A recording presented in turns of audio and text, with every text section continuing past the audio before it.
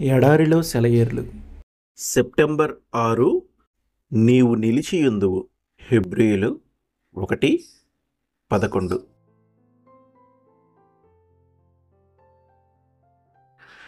చాలా ఇళ్లల్లో ఒంటరి మనుషులుంటారు. సాయంత్రం వేళల్లో మసకబారుతున్న ప్రకృతిలో తమ గదిలో ఒక్కరే కూర్చొని ఉబికి వచ్చే కన్నీళ్లను అదుపు చేయలేని వాళ్ళుంటారు. కానీ వాళ్లకు కనిపించకుండా వాళ్ళ దగ్గరే ఒక వ్యక్తి ఉన్నాడు. కానీ ఆయన తమ దగ్గరే ఉన్నాడని వారు గ్రహించరు. అయితే ఇలా గ్రహించగలగటం ఎంతో ధన్యకరం. కొందరు తమ తమ మనోభావాలను బట్టి ఈ గ్రహింపును పొందుతూ ఉంటారు. వాతావరణ పరిస్థితుల మీద, ఆరోగ్య పరిస్థితుల మీద ఈ గ్రహింపు ఆధారపడి ఉంది. వర్షం, పొగమంచు, నిద్ర పట్టకపోవడం, ఏదైనా బాధ, చింత, వేధించటం ఇలాంటివన్నీ మనిషి మనోభావాలను మార్చివేస్తాయి. దేవుడు తమతో ఉన్నాడన్న దృష్టిని మసకబారేలా చేస్తాయి. అయితే గ్రహించటం కంటే ఉత్తమమైనది మరొకటి ఉంది. ఇది ఇంకా దీవెనకరమైనది. బాహ్య పరిస్థితుల ప్రభావం దీని మీద ఏమాత్రం ఉండదు. ఇది కలకాలం మారకుండా నిలిచి ఉంటుంది. ఇదేమిటంటే అదృశ్యమైన సన్నిధిని గుర్తుపట్టడం.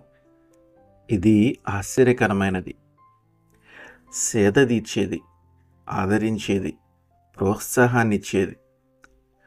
ఆయన సన్నిధిని గుర్తుపట్టండి. దేవుడు ఇక్కడే మనతోనే ఉన్నాడు, మన దగ్గరలోనే ఉన్నాడు,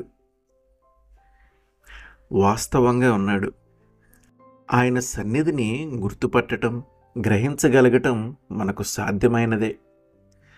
ఇది మనతో నెలకొని ఉండే ఒక సన్నిధి. అది ఒక విషయం కానీ, ప్రకటించే అంశం కానీ కాదు. ఒక వ్యక్తి మనతో ఉన్నాడు.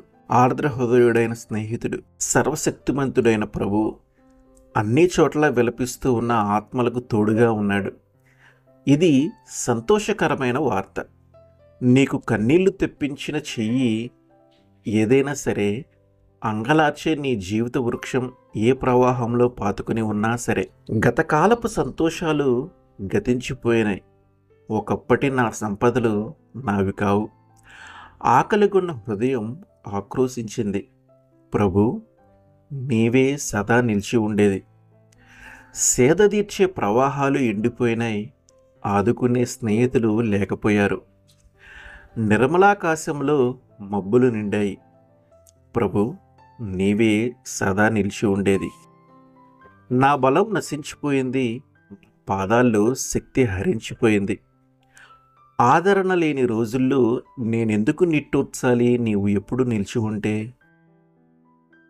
జీవన గమనంలో ఎవరు నన్ను వదిలినా, స్నేహాలు, సుఖ సంతోషాలు అన్నీ పోయినా దుఃఖం నన్నంటదు. నా పాటలు ఆగిపోవు. ప్రభు, నీవే నాతో ఎప్పుడూ ఉంటావు. ఆమేన్.